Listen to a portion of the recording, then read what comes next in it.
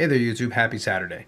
So first of all, right off the top, I want to just take a second to thank those of you that saw my last video on Project 2020. It was fairly well received. I'm very happy that a lot of people got a chance to check it out. Left some fantastic comments that I was happy to reply back to, and we had a nice little conversation, as well as those of you that took a minute to hit the like button. As always, I ask if you've got a second and you don't mind, hitting the like button does help the channel out a little bit because I'm slowly trying to grow it. I'm not going out of my way to advertise it, but little things like that do help. And if you leave a comment, that helps too. So that's always appreciated. If you've got any comments or questions, I'm always grateful when you take a little time out of your day to do that. Now, today's going to be a simple pickup video. Now, I'm going to start off by saying one simple thing. I feel like I'm kind of spoiled. The last couple of weeks have been really good, and I'm really happy with the pickups that came in this week. But it's one of those things like maybe you can relate. You ever have like a card that you're really waiting on, that you're really looking forward to, and then you go to the mailbox and you're going to check it out and you're looking forward and you're hoping that this is going to be the one where you're going to get that item or that card or whatever it is. And when you don't see it, even if you see some other stuff that's really cool, you're just a little bit disappointed. It's not quite the same. But I will say that the mail day itself stands on its own. And when and if that item does come in, it's going to be really cool. I suppose the upside of all of this is it does mean that I have another mail week video to look forward to where I am going to be able to talk about it a little bit. In the meantime, I can't, but we're going to get there. For now, though, there is some really good stuff in this one. So I'm actually going to start off with a bang a little bit. I do have one baseball pickup here, and that's this one. So that is President's Choice. That is a game-used emblem for Carlos Delgado. So I haven't done too much to the Carlos Delgado collection lately, and I saw this one on eBay. And the thing about President's Choice, so this is President's Choice Solitaire. The logo's right there. Solitaire, if you're not familiar with it, is kind of a product where basically every card is a one-of-one, and it's a lot of different memorabilia cards. Now, there's multiple versions of this emblem. It's not quite the same, and it is an unlicensed product, although it is nice that you got a little bit of art there, and you can see the Jays logo on there. Now, the cool thing about this is, like I said, this is nicely made cards. It is by Brian Price, who formerly owned In the Game, and now does President's Choice trading cards. And this product, I will say, actually does contain a authentic piece of game-used Carlos Delgado Toronto Blue Jays jersey memorabilia. So it is still a very cool card, a nice patch. It is a one-of-one. But what all those things that I said about the licensing mean is that you can have a Carlos Delgado card like this and get that for about $37, including shipping, sent over, which is a pretty good deal. And it is a pretty sharp and slick looking card and a nice patch to go along with it. So pretty sweet. That's a good start to this mail day.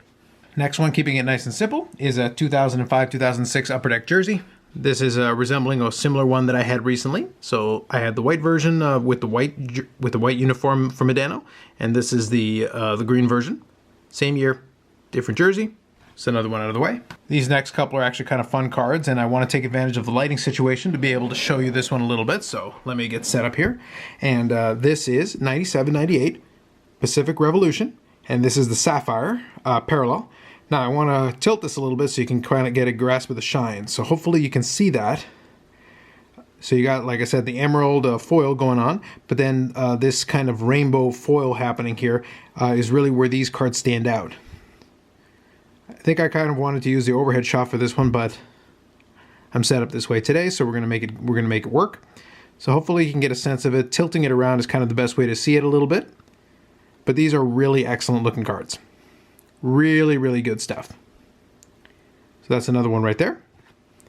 That's for the 97-98 little subset I've got going on, so I'm working on those. This next one is in the same category, and I'm actually going to show you something kind of interesting from the collection as well. So let me show you this first. So this is 97-98. This is Leaf. This is the Gamers. This is the Fractal Matrix, which is on the side here. This is the die cut, so that's shown here, Y-axis die cut, from 97-98 Leaf. Now, I think these have kind of an unofficial print run of about 200 cards, so these are pretty tough to come by, especially for 97-98. And you can see all that die cut. Now, here's the interesting thing. I didn't have this in my checklist, but I actually had for a while. I don't remember exactly how long. I actually had this card for a long time. Now, you can see this is a Fractal Matrix Gamers, which there is. But if you notice, you got that Y-axis die cut thing here. So hopefully I can get the focus on that a little bit better. There we go. So you got that right here. And that's not on this card.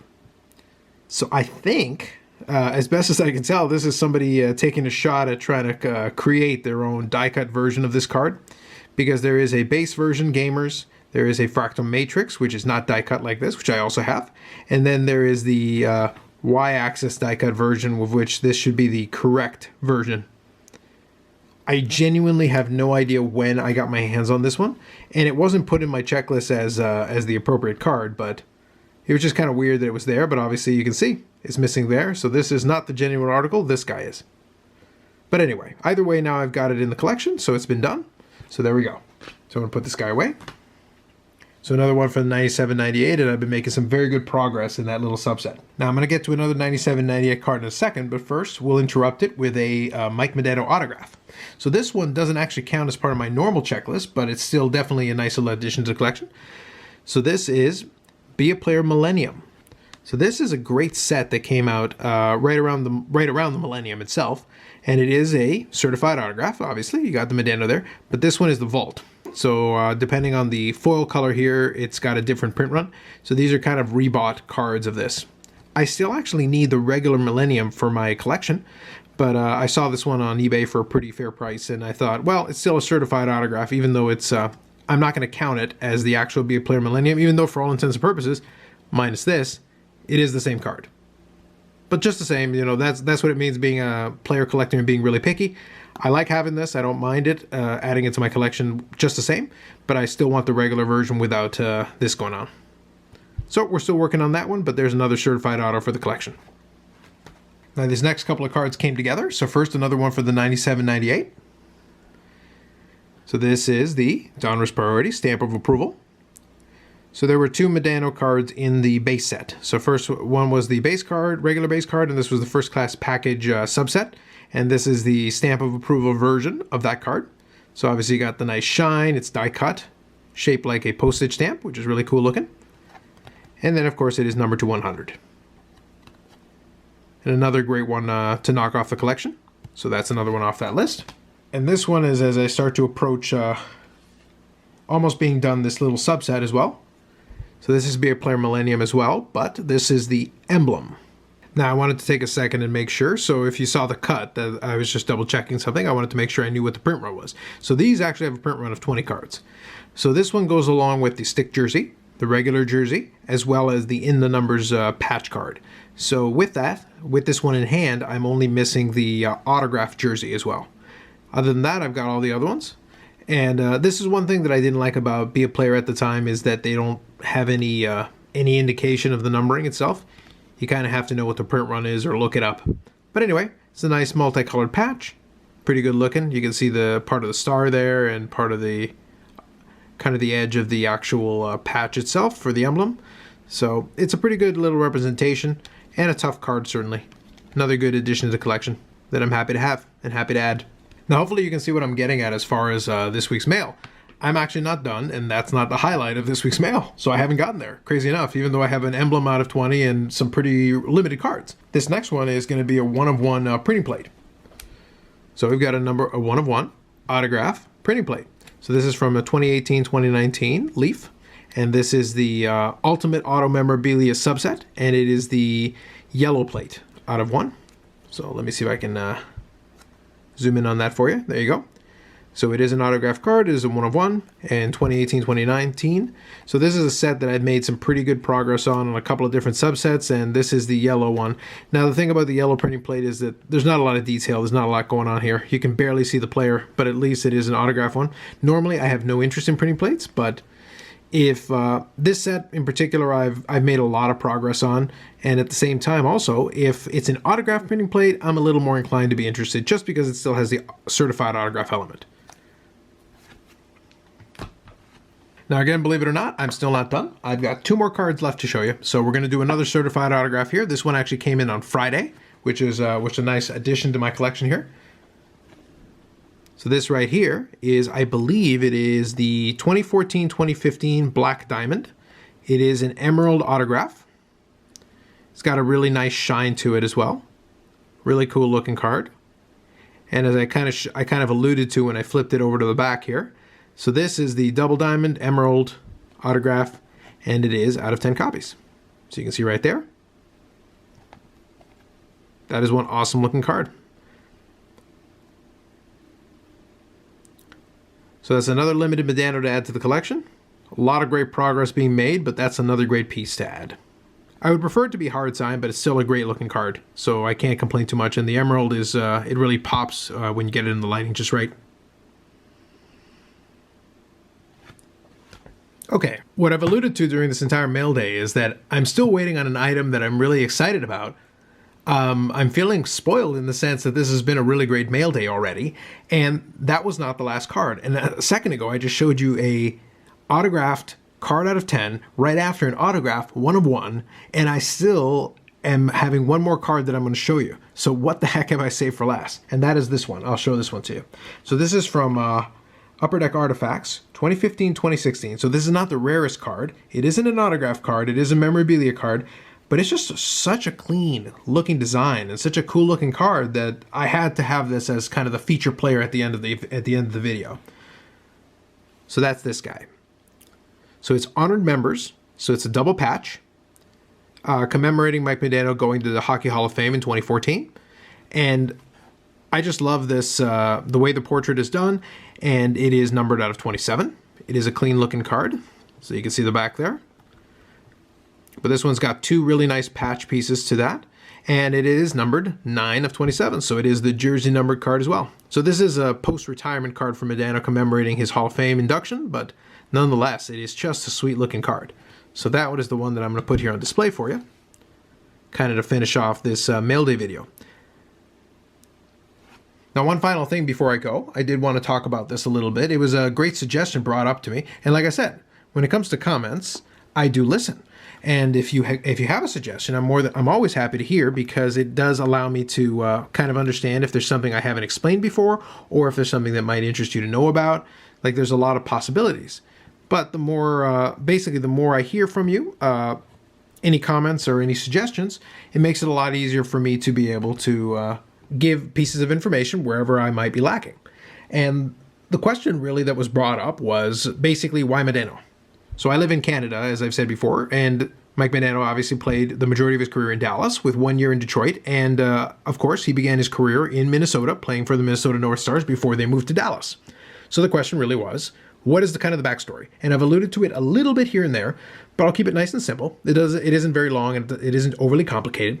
A lot of my teams that I follow, my Blue Jays notwithstanding, I don't really follow the local team for the most part, the Blue Jays being the exception, because they're the team in Toronto and they're the team close by. And I became a fan of them as they became back-to-back World Series champions. So that's an easy explanation. That's fine. The Green Bay Packers, obviously I got the Lambeau Field background that I use on a lot of my videos. That became a product of the same way that the Dallas one became. But the Dallas Stars happened before the Green Bay Packers, although they were right around the same time. But so since I wasn't gravitating to the local team per se, I would gravitate to players that interested me, or players whose play I enjoyed watching. And Mike Modano fit the bill on this. And if you get the opportunity at any point, I would check out and see if I would look up some Mike Modano highlight reels. And I can tell you that especially I started collecting Mike Modano in the mid-90s. So if you talk about Modano in the mid-90s, that was 15 years before the end of his career. So he's still in his 20s at that point. And one of the things he was really good at was getting ahead of steam and going pretty much end to end. And he was perfectly capable at any time of doing an end-to-end rush, deking a couple of players, deking the goaltender, and scoring a goal that way. So he was a lot more spectacular as a playmaker in those days. And as he became more of a veteran and he kind of honed his game, he found different ways to score. In the end of the day, he scored over 560 goals in the NHL. So clearly he knew how to score, even though he became a better two-way player as time went on. I was originally drawn to the fact he was a really spectacular player to watch and a lot of great plays, and that's what interested me the most. And then as time went on, he became more of a two-way player. I respected the fact that he adjusted his game in order to try to win more games. And in the end, it did lead to a Stanley Cup and another Stanley Cup appearance. So they had a really good chance at potentially having multiple cups. And it was partially because Mike Modano was willing to adjust his game in order to make that work. And just the same, it hurt his offensive statistics, even though he still produced at a tremendously great level. for the most part, since then, I've been a collector and I've been a fan. And even though he's been retired for years, I still enjoy the fact that there's a lot of great stuff to collect. And I think this kind of screen here represents a lot of that, because if you look at it, this card was a playing day card, and the other three are all from after he retired. This one acknowledges his enshrinement in the Hockey Hall of Fame. This one is already a couple of years past his retirement, and this one is almost 10 years past his retirement. This is the only one, as I said, the emblem here is the only one that happened during his actual playing days. Although you've got, 97, 98. This was a Be a Player Millennium around that time. 97, 98 again. And 97, 98, like I said, that's kind of the long and short of it. Really what it comes down to is I was drawn to the player, and someday I'll talk a little bit more about the Green Bay Packers thing, but long story short, it was a similar story with Brett Favre, although I didn't pursue collecting his cards the same way that I ended up pursuing the Modano. And once I ended up doing that with Modano, I'm still collecting his cards 25 years later. So that's kind of the short story of how I ended up being a Dallas Star fan. And after Modano retired, then it moved on to Jamie Benn.